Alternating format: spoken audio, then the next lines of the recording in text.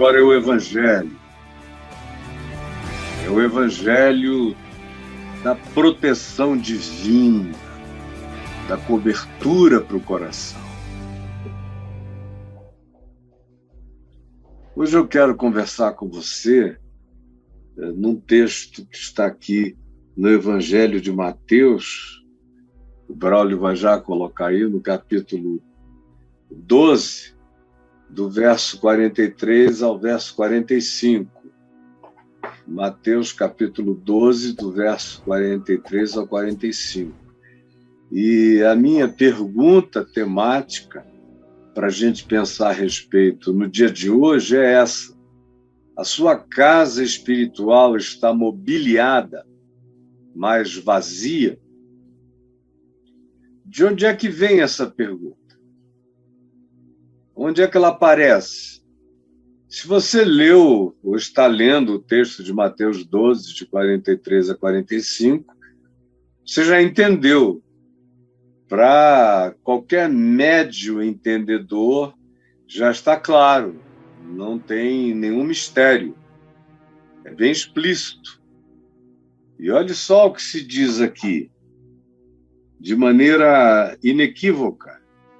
O que está dito é que quando um espírito imundo sai do homem, e aí eu preciso, antes de prosseguir, pedir que você vire a página para o início do capítulo 12, e você vai ver as discussões dos religiosos com os discípulos de Jesus por causa de legalismo, porque os discípulos estavam comendo espigas no campo e eles achavam que aquele não era dia de colher espigas. E disseram, hoje não é lícito, é sábado. Aí Jesus deu uma resposta paciente, mas os caras não conseguem internalizar o conhecimento. Eles ouvem, veem que falaram idiotice, mas não assimilam a sabedoria. Aí prosseguem. Aí vem Jesus curando um homem da mão ressequida, também no mesmo dia, no mesmo sábado, ele cura esse homem na sinagoga. Aí eles outra vez se levantam contra e dizem, como é que tu fazes isso? Hoje é sábado, não é dia de cura. Aí Jesus disse, parem de hipocrisia. Vocês não tratam assim o boi, nem a ovelha, nem o animal de vocês, que se cair num buraco num sábado, vocês vão lá, laçam, tiram e puxam. Agora, um ser humano está todo ferrado num dia de sábado, e vocês querem que eu espere o domingo para tirá-lo de lá? Vão ser hipócritas assim no inferno, era só o que faltava dizer. Há pessoas tão perversas, tão duras de coração. Aí Jesus diz, chega, deixa eu sair daqui, porque está difícil demais o convívio com esse pessoal. Mas muitos o seguiram, e esses que o seguiram, Jesus, portanto, os curou. E a história vai prosseguindo até que a gente vai encontrando de novo a presença dos religiosos, criando problemas. Jesus cura um cego e mudo, e aí eles vêm com a mesma historinha. Isso só pode ser coisa de Satanás, disseram os fariseus, murmurando. Ele expele demônios pelo poder de Belzebu. Mas Jesus, conhecendo quem eles eram, os pensamentos deles, a maldade deles, o ódio deles dissimulado, a vontade deles de relativizarem o Evangelho em Jesus. E por isso Jesus, conhecendo-lhes os pensamentos, diz a eles o que eles estavam precisando ouvir. Em outras palavras, Jesus disse, olha, não tem lógica, vocês parecem que não pensam. eu teria dito, vocês são burros. Não é possível. Como é que vocês acham que Satanás expulsa Satanás e leva vantagem? Se Satanás expulsar Satanás, ele começa uma guerra civil no império das trevas, e ele não quer guerra civil. Ele quer a unidade da malignidade, fazendo pressão sobre todas as mentes humanas, mas vocês não são capazes nem de raciocinar, que também não é uma questão de lógica, de engenharia. Se você puser uma casa sobre outra casa sem ter preparado um alicerce para aguentar ambas, uma cairá sobre a outra. Vocês não entendem isso. Vocês têm cabeça para quê? Não pensam. O dogma mata a lógica. O dogma mata a racionalidade. O dogma mata o bom senso. E o dogma cheio de ódio, de raiva, de preconceito e de inveja, porque é o dogma desses que não alcançam Jesus, não fazem o que Jesus faz, não sabem dizer o que Jesus diz, não sabem curar como Jesus cura, não sabem fazer o bem que Jesus realiza, veem o bem acontecendo, um monte de gente ficam com raiva, invejosa, amargurada, diabólica, aí começam a querer transformar Jesus num demônio. E Jesus disse, olha, o que vocês estão fazendo é muito perigoso, porque se eu expulso os demônios pelo Espírito de Deus, certamente é chegado o reino de Deus sobre vocês. E se eu estou expulsando demônios, é porque eu tenho poder de vir amarrá-los, pegar pelo fundilho da calça demoníaca e jogar longe. O que vocês pensam que está acontecendo aqui? Que é uma negociação minha com Satanás? Eu não tenho negócio com as trevas, é o poder do reino de Deus se manifestando.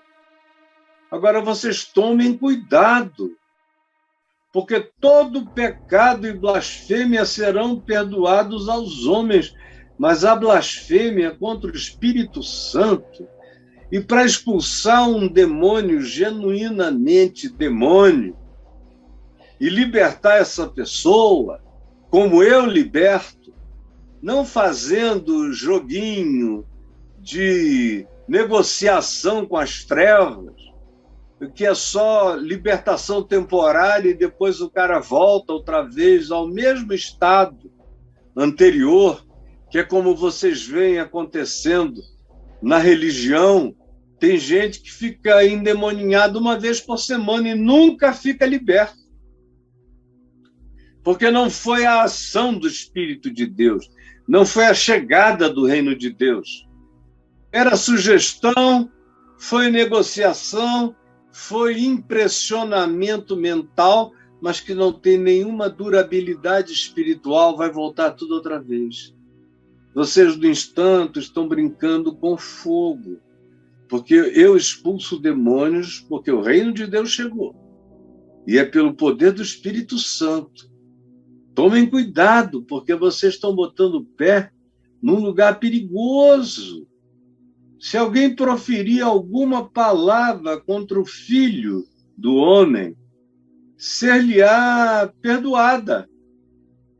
Mas se alguém falar lucidamente, conscientemente, mal-humoradamente, predeterminadamente, insidiosa e perversamente, contra a ação do Espírito Santo, inequivocamente reconhecida, como é aqui o caso, e como vocês veem acontecendo com tudo, comigo, eu curo e o indivíduo fica curado.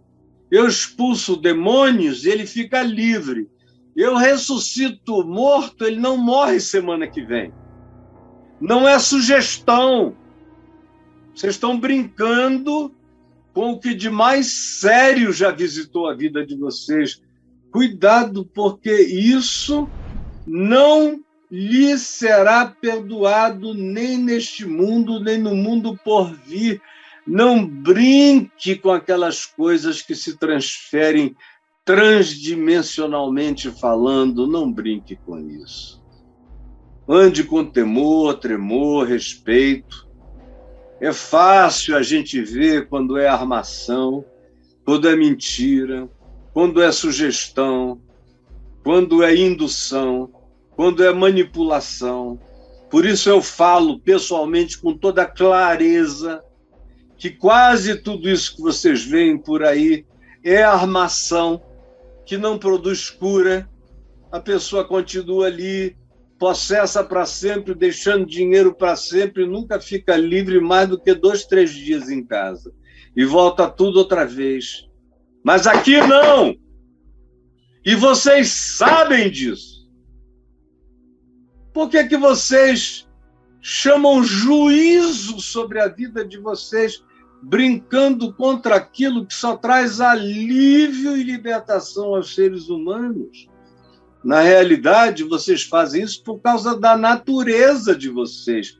É o que Jesus diz no verso 33. É porque a árvore do ser de vocês não é boa, é má. O fruto de vocês é mau. Vocês não são gente boa, vocês são gente que foi ficando ruim, ruim, ruim. Vocês não são filhos de Deus. São filhos de serpente, nasceram de ovos de serpente, são raças de víbora, e que não tem condição de falar coisas boas, porque dentro de vocês tudo que sai é venenoso, é amargurante, é blasfemo, é perverso. Vocês não têm nem o cuidado de examinar. Vocês julgam aquilo que já está definido dentro de vocês.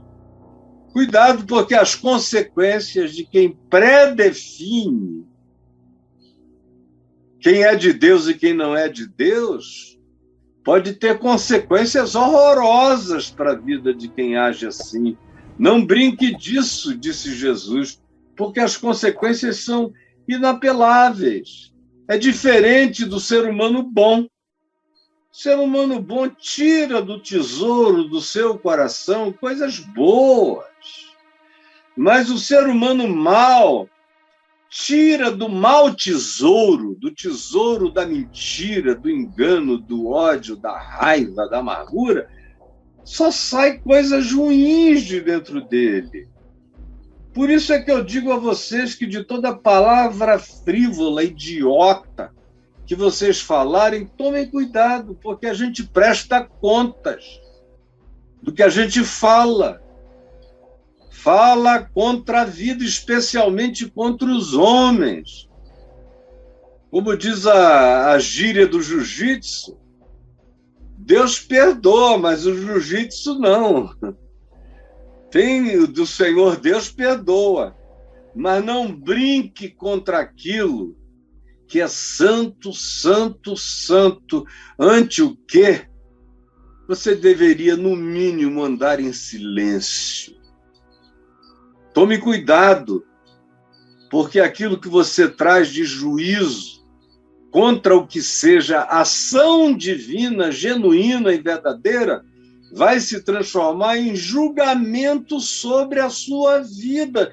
E você não quer ficar debaixo de um julgamento tão horrível quanto esse, de frivolizar a graça de Deus, a ação do Evangelho, o poder do Espírito Santo libertando, curando, tirando o pecado do coração dos pecadores, limpando a mente, abrindo portas, divisando futuros esperançosos.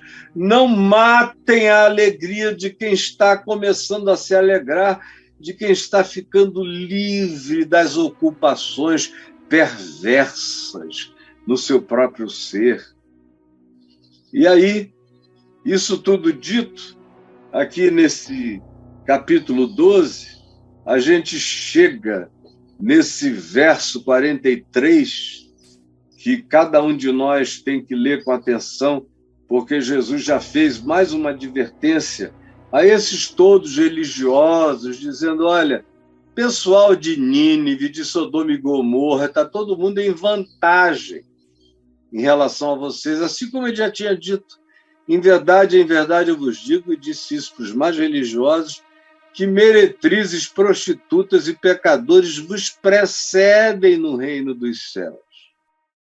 Aí ele chega aqui e diz: olha, até da Etiópia, a rainha da Etiópia, a rainha de Sabá, vai preceder vocês no reino de Deus, porque ela veio do fim do mundo da Etiópia, atravessou desertos, fez uma viagem difícil, que nenhum de nós hoje em dia teria coragem de fazer, no lombo de animais ou numa carruagem, que de conforto só tinha o teto, o resto era na batida do desconforto, milhares de quilômetros apenas para ouvir a sabedoria de Salomão. Mas vocês estão ouvindo aquele que é maior do que Salomão. E o coração de vocês continua absolutamente fechado. Embora eu lhes diga: eis aqui está quem é maior do que Salomão. E aí ele acrescenta o que eu quero ler. E diz: quando o espírito imundo, isso tudo está ligado. Quando o espírito imundo ele volta para a acusação de que ele expulsava demônios pelo poder de Belzebu, tudo tem contexto, antecedente, imediato. Quando o espírito imundo sai do homem, de um ser humano, homem ou mulher, ele sai, anda por lugares áridos, por lugares ermos, procurando repouso. E eles não querem uma árvore para habitar em uma árvore, como na mitologia celta, o animista. Não. Eles não querem morar numa cova, nem numa gruta escura. Eles não querem habitar uma ruína. Eles podem até assombrar os medrosos por lá, mas não é o lugar do desejo deles. Eles não têm vontade de virar passarinho, nem de habitar corvos. Quando eles pediram para sair de um gadareno possesso, na presença de Jesus, e entrar nos porcos, quantos dias, meses e anos eles ficaram nos porcos? Minutos.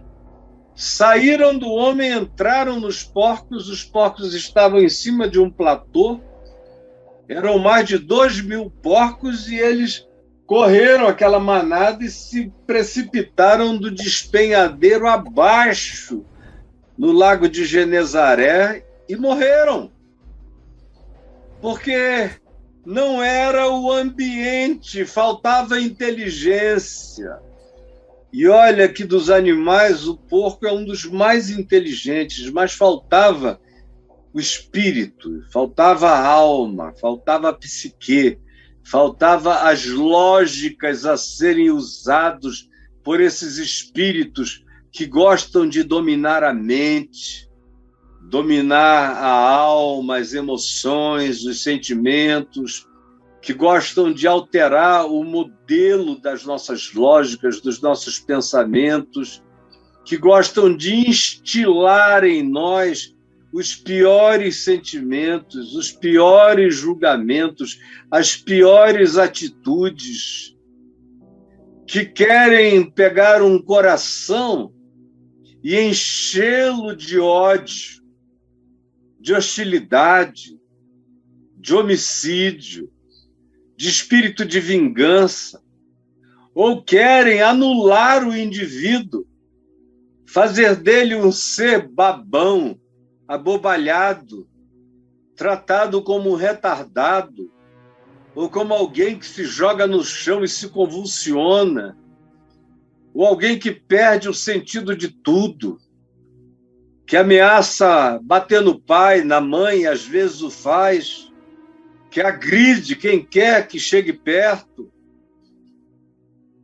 Tome cuidado, porque esse é o destino de todo aquele cuja vida é uma casa vazia, como ele mesmo aqui alertou, usando o exemplo de uma casa vazia. Ele disse: o espírito imundo sai do homem. Essa casa espiritual, se não for ocupada pelo mais valente, que é Jesus, se o valente bem armado, que são esses espíritos malignos, saem e a gente não ocupa com a presença bendita do amor de Deus e um coração cheio de fé, é uma questão de tempo. Eles vão andar e vão dizer: voltemos para a nossa casa de onde saímos, porque a gente não encontrou um outro lugar disponível. E lá nós saímos, mas nada entrou no nosso lugar. É o cara que ouve o evangelho, mas não se enche de Jesus. É o cara que recebe uma libertação espiritual, mas que não se torna definitiva, só temporária, porque ele não se enche da presença do mais valente, do Cristo eterno, do Espírito Santo, selando e habitando o seu coração. É como uma casa que teve os seus inquilinos perversos despejados, mas que não foi ocupada pelo dono. Eu sei o significado de ter um inquilino perverso numa casa. Eu nunca tive em nenhuma propriedade minha, até porque eu não tive nunca nenhuma propriedade para alugar. Mas eu já tive que botar a gente para fora de casas, porque entraram lá e se apoderaram, não pagaram mais nada e ficaram anos e anos e anos. E aí, quando eu soube da história e soube que o cara era um traficante que fazia bacanais e surubas lá no apartamento ótimo, grande, num dos melhores lugares do bairro de Copacabana, e aí eu falei: não, eu vou lá tirar esse cara. Aí eu fui. E eu cheguei, me apresentei. Ele falou: mas qual é a sua relação de propriedade com o lugar? Eu falei: nenhuma. Mas as pessoas que são donas me amam e confiam em mim. E eu as represento e vim aqui em nome delas tirar você daqui. Aí ele falou: acho que você não sabe com quem está falando. Eu falei: não, você que não sabe o perigo que você está correndo, não brinca disso, não. Ele ainda perguntou se eu ia usar de violência. Eu falei: não precisa. Não precisa, meu filho. Eu vim aqui te tirar tirando. Aí eu vi umas criancinhas ali. Falei: são seus filhos? Ele disse que eram. Eu falei: olha, só porque você tem 3, 4 filhos pequenos, eu vou te dar 6 meses para você sair. Mas vai saindo, porque daqui a 6 meses eu volto e te arranco daqui. E aí, 6 meses depois, eu fui lá. Era um apartamento que valia alguns milhões de reais. E ele veio com um pacote de 186 mil reais e falou: toma, vai embora. Esquece isso aqui, faz o que você quiser com essa grana. Eu falei: não, meu querido. Quem vai embora, pega a grana, põe onde você quiser, mas quem está saindo é você. Aí ele disse que ninguém o tiraria de lá. Eu falei: vamos ver. Chamei um amigo meu, um dos melhores advogados do Rio, falei: olha, tem essa situação. Ele falou: deixa comigo. E aí nem precisou entrar. Quando estava entrando na justiça contra ele, dentro do carro dele, na Tijuca, parou num sinal Vale lembrar que ele era traficante de drogas, especialmente de cocaína, rei da suruba, daquela área ali. Veio alguém e deu um teco no ouvido dele, ele caiu morto no sinal. Aí me deu pena, mais pena. Eu fui lá, falei com a mulher dele. Falei, olha, porque mataram o seu marido, eu vou te dar mais um prazo, com muita compaixão por você e pelos seus filhos. Ela foi grossa, mas eu não sou grosso e eu mantive a minha palavra. Até que chegou o dia e eu avisei que ela ia sair ou ela iria sair. E aí, antes de sair, ela arrebentou tudo, arrancou as portas, arrebentou os armários, quebrou todos os móveis, louça, mármores, vasos sanitários, quebrou tudo, arrancou canos, fez um vandalismo. Mas quando eu cheguei lá, estava tudo vazio e pichado. Um apartamento de 380 metros quadrados, todo pichado. Aí eu agradeci a Deus, mandamos pintar tudo, arrumar tudo, e a família entrou. E acabou a palhaçada. Essa é a imagem que Jesus usa. A propriedade não é dos demônios, a propriedade pertence ao Pai, a Deus. Você é de Deus, eu sou de Deus. Meu corpo é habitação e santuário do Espírito Santo.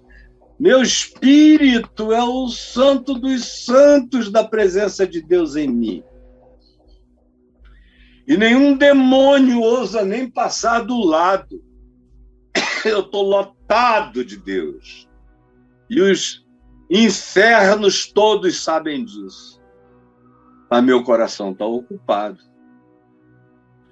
Eu já vi muita gente que estava cheia de coisa ruim, que foi liberta, mas não encheu o coração da presença do dono, do mais valente, daquele que diz, vós sois raça eleita, vocês são propriedade exclusiva de Deus, mas que não dão exclusividade de habitação a Deus e querem fazer sincretismo de deuses estranhos no coração e acabam ficando num estado pior do que o primeiro, como Jesus diz, e eu passo a ler outra vez.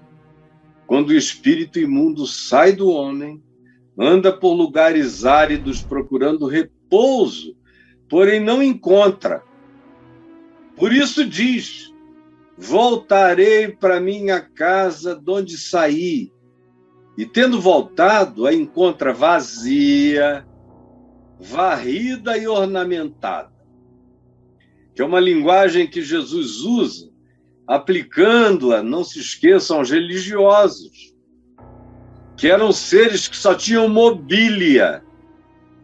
Só tinham mobília. A casa deles só tinha mobília, mobília moral, mobília da lei de Moisés, mobília dos regimentos da sinagoga, mobília de comportamentozinhos exteriores, mobília de behaviorismo, mobília de tratos externos e hipócritas, porque no interior o que havia era rapina e toda sorte de coisas ruins. E o que Jesus está dizendo é, mesmo vocês, prestem atenção, porque eu estou expulsando demônios de um certo ser humano aqui, e vocês estão blasfemando, mas vocês são candidatos a ficarem cheios do mal que está saindo dele. Porque vocês só têm mobília. Vocês só têm culto, vocês só têm rito, vocês só têm dízimo, vocês só têm manifestações exteriores, vocês só têm orações decoradas, rezas, vocês só têm choro sem lágrima, vocês têm uma piedade sem compaixão, vocês são o ser pintado por fora, com mobília por dentro e sem dono no ser. Como aqui comigo, está lotado de gente que, do ponto de vista de um Enem moral, passariam. Nunca mataram, nunca roubaram, nunca adulteraram fisicamente, nunca foram a uma corte mentir contra ninguém, nunca nada disso. Não obedecem o sábado, mas o domingo como se fosse a mesma coisa. Não tem imagens de escultura em casa e se gloriam disso. Mas isso é só mobília. Só mobília. Gente querida, ignorante, é só mobília. A maioria dos crentes que eu conheço andam vazios, vazios de Deus, vazios de fé, vazios de contentamento espiritual, vazios de segurança, de confiança, vazios de paz, na certeza do cuidado do Pai por nós, vazios. São só envernizados, polidos por fora e por dentro habitados por toda sorte de coisas ruins, de toda maldade. Como diz Tiago, até a sabedoria deles não é a sabedoria dos céus, mas é terrena, animal e demoníaca. Só tem mobília, não tem nada, estão ocos. Por isso são tão suscetíveis. Por isso são tão oprimíveis. Por isso podem ser abatidos por qualquer tristeza que pode se transformar em falta de vontade de viver. Porque nunca tiveram nenhum espigão de Deus. Nunca foram habitados pelo mais valente, que é o único que garante o meu ser, a minha mente. É o único que garante a minha alma em estado de equilíbrio, de estabilidade, e o meu espírito numa condição de serenidade pacificada. Só o mais valente me habitando produz isso em mim. No mais, você é só crente. Você só tem uma mobília religiosa.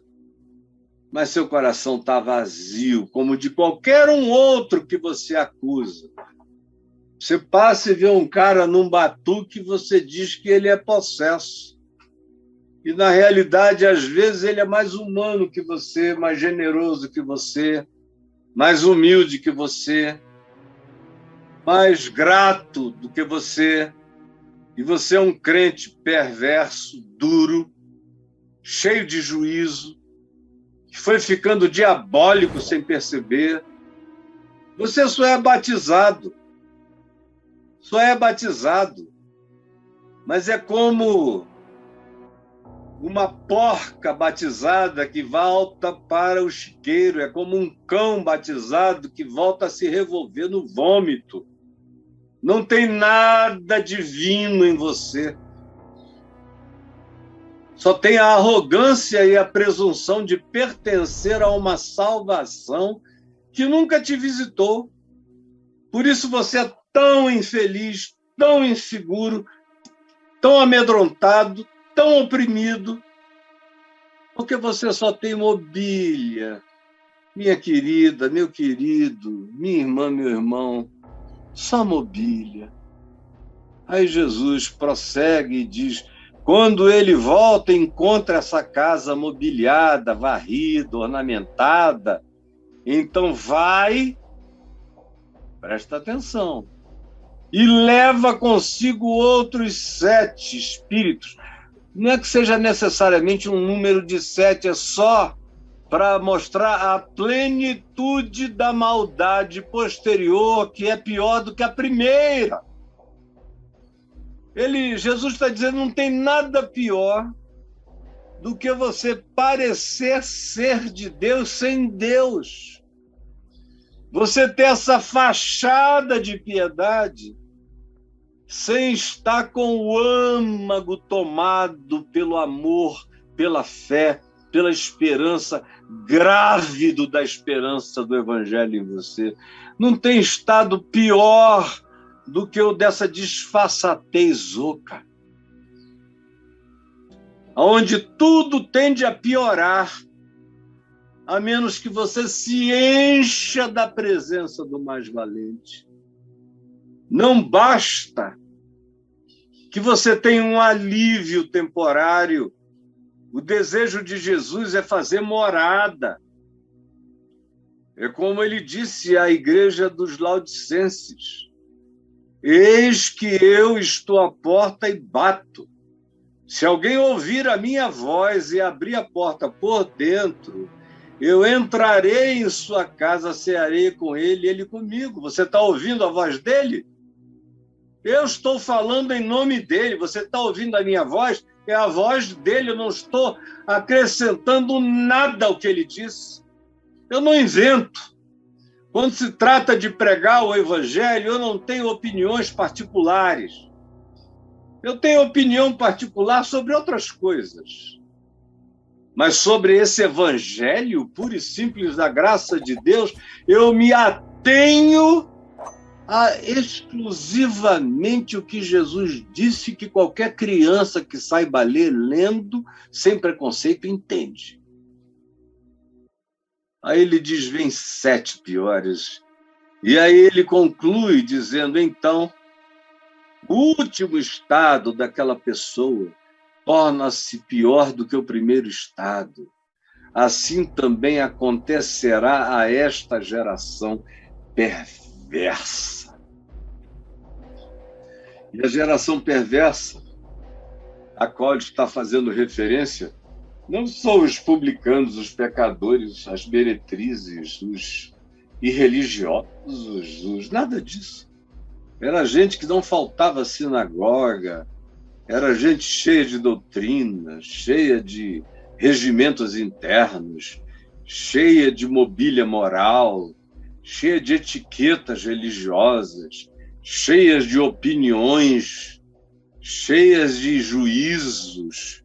Parece até que é alguma coisa, mas é só um sepulcro caiado. E por dentro tomado de podridão, não dá para sentir o hálito do teu espírito, porque ele é podre. A gente percebe pelas tuas palavras, percebe pelas tuas opiniões, percebe pelas tuas escolhas, percebe no fato de como você naturaliza ódio, ira, raiva, de como você torce pelo pior e não pelo melhor, como você se gloria nas aparências e não na transformação da essência. Você quer que as pessoas pensem que você é de Deus, mas você mesmo, você mesma, não tem nada do amor de Deus dentro de você. Você é um ser perigoso, perverso, e que tende a piorar muito. Eu encontro pessoas que começam a ouvir aqui e dão uma melhorada, mas não levam até as últimas consequências. Não comem a carne, nem bebem o sangue. Não comem a palavra. Jesus disse que a carne e o sangue eram a palavra dele. São espírito e são vida. Não comem o evangelho, não praticam o evangelho, não vivem pela fé, não se alimentam de esperança e não se pacificam na confiança. É só aparência, é só alegoria, é só Marquês de Sapucaí religiosa, é só traje, mas não tem nada que lhe revista a mente e o coração com essa proteção. Não tem o capacete da salvação no pensamento, na mente. Não tem a justificação pela fé em Jesus cobrindo o ser. Não andam cingidos com a verdade no íntimo. Não calçaram os pés com o evangelho da paz.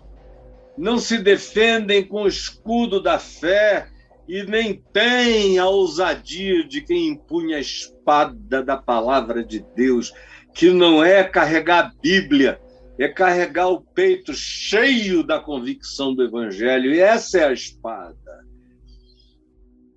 Quem não entendeu isso pode ficar 100 anos dentro de igreja que vai continuar com a porta aberta para o mal e com a porta trancada para aquele que bate, ninguém abre para ele. E a casa continua oca, imobiliada. Me responde essa pergunta. Sua casa espiritual está mobiliada, mas vazia? Pense, responda, seja sincera, seja sincero. Aí você me pergunta, e o que eu posso fazer, Caio? Não é possível que você não tenha aprendido até hoje. Jesus disse que você tem que invocar o mais valente.